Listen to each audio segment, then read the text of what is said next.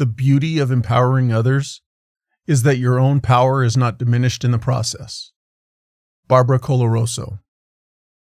There's something about how we feel after being around people, regardless if you're an introvert or an extrovert. It's not the obvious stuff. It's not their titles, per se, or even how good they are at what they do. It's more subtle than that. It's how you feel after being around them. Sometimes you walk away a little more clear, like things make more sense than they did before the interaction started. You don't always know why, but something about being around them just puts you in a positive perspective. And then there's other times. You leave an interaction second-guessing yourself.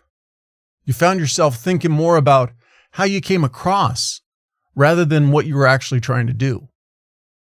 And again, it's largely because of how you felt with that person, and that feeling has carryover. Most likely, you'll be apprehensive or hesitate a little more the next time you speak to them or speak around them. Because here's the reality for most of us. Our days are taken up by our thoughts about ourselves.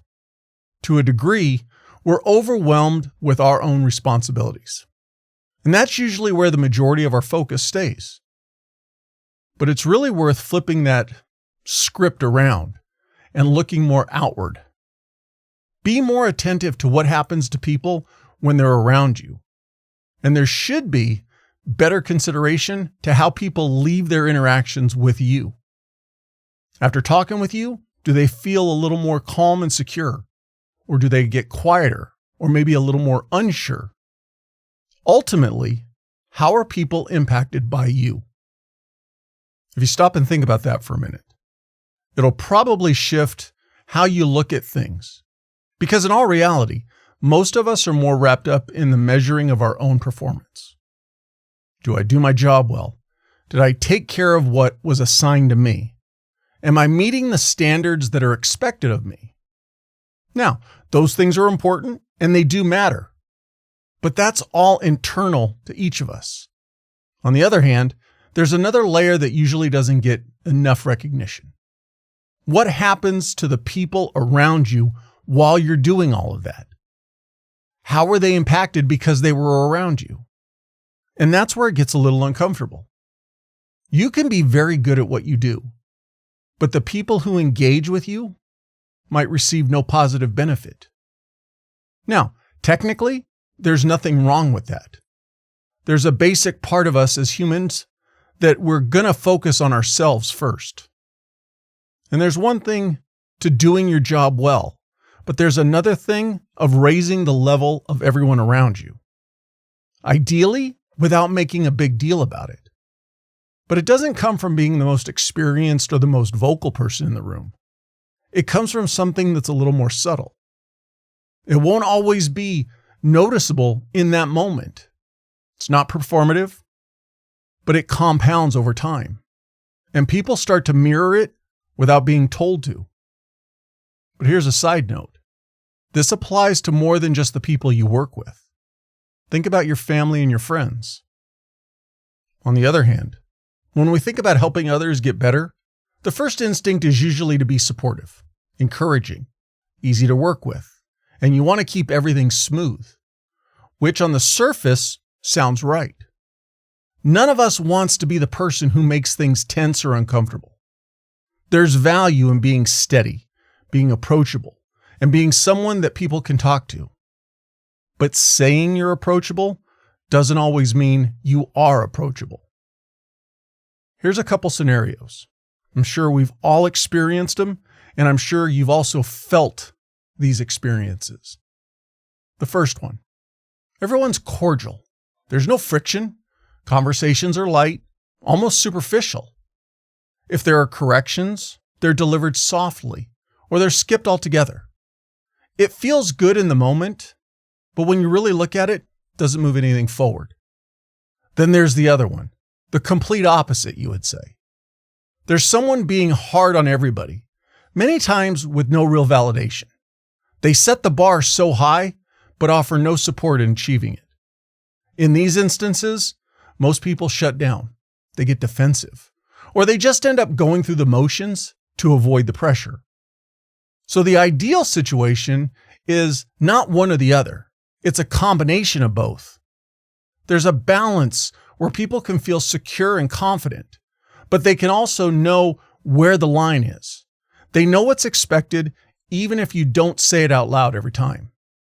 And when something's off, it gets addressed without dragging it out or making it personal.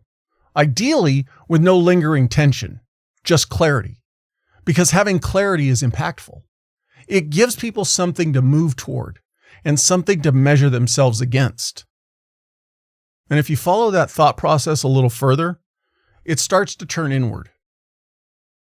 It's easy to look at a situation and think, people just need to step up, or they should already know it.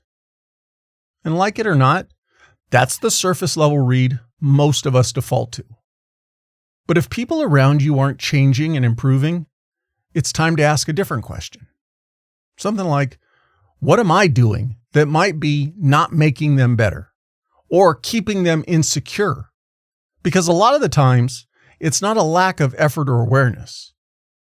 Whereas it can show up as you feeling the need to be the one with the answers, you jumping into a situation a little too quickly, you being the one to fill the silence before someone else has a chance to think through what they want to say. Or worse, delivering corrections in a way that shuts down the conversation instead of opening it up. Again, these actions don't generally come from a place of malice. It usually comes from you wanting things done your way. And you'll justify this by saying you want it done right. Whereas it's simply that you're impatient and you want to keep things moving. But ultimately, though, it's usually driven by deeper feelings. It's a need to stay in control and a need to not be wrong. A need to feel like you're the standard everyone else is measured against. An obvious way this maintaining control shows up is in how much space and leeway you give to those around you. But you need to ask yourself, if they have no ability to struggle, to think and voice their thoughts out loud, to miss the mark and make adjustments, then their improvement doesn't ever happen. They just end up being managed. And over time, they'll start to look to you for everything. Because they'll have learned that it's easier to stay quiet and wait for you to step in and take control. Now, on the surface, or from an observer's perspective, it might not look like you're taking control sometimes. It can look like you're simply being helpful. You see something going off the tracks and you step in. You clean it up. You take a little off of someone's plate. You smooth over the rough edges so things don't get messy. In the moment, it feels like the right decision. Things get done faster. No tension builds up, and no one has to struggle while it's not going well. But there's a trade-off being made. Because every time you step in too early, you take away a rep. You remove the aspect where someone would have had to slow down, think through the issue, maybe even get something wrong, and adjust. And when that moment gets taken away enough times, people start to adapt to it. They hesitate longer before doing something. They look to you for confirmation, or they simply just wait for you to step in again because they've learned the pattern. Then over time, it quietly lowers what people expect of themselves. And the strange part is, you might be working harder than ever, doing more for everyone around you, and still be making them less capable without you realizing it. Whereas if you zoom out a little, all of this starts to come together in a simple way. People adjust to the environment that they're in. Not just the written standards of the environment, but the feel of it, the tone, what gets reinforced through actions and inactions. It shows up in how you respond when something's not going right, and how long you let someone think before you step in, and whether you let something sit unfinished or impatiently take it over. Over time, people read that and they start to match it. Remember, some environments pull people forward. Conversations are more honest. People take a chance without overthinking it. There's a sense that they're allowed to figure things out.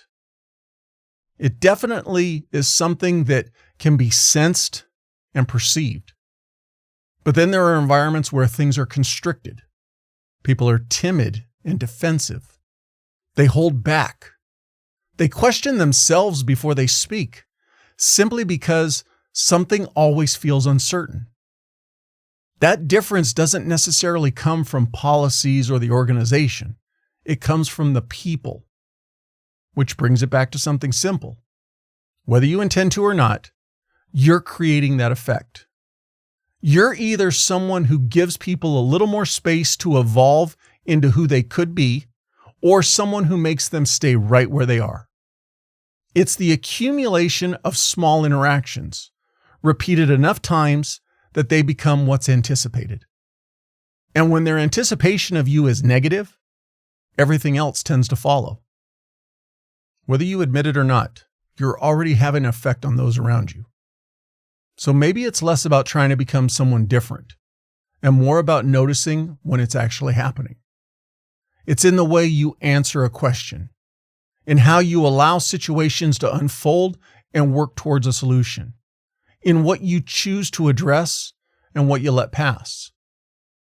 Granted, individually, none of them might feel significant, but they all add up. People adjust their words and their actions little by little based on what feels normal around you, based on what's expected, based on what's allowed. And most of the time, that's not something anyone points out or talks about, at least not to you. It just becomes the way things are, which makes it easy for you to ignore it or not even realize it. You're likely operating focused on your own responsibilities, but at the same time, something else is happening alongside of it. By being around you, people are either finding more clarity and confidence or developing more hesitation. They're gaining a little more ownership or a little more dependence. And if you slow down enough to see it, you'll start to realize it's never just about how well you do your job. It's about what your presence does to everyone else. The true measure of success is when everyone around you levels up. As always, thanks for spending a few minutes with me. Until next time, stay sharp, stay grounded, and keep showing up.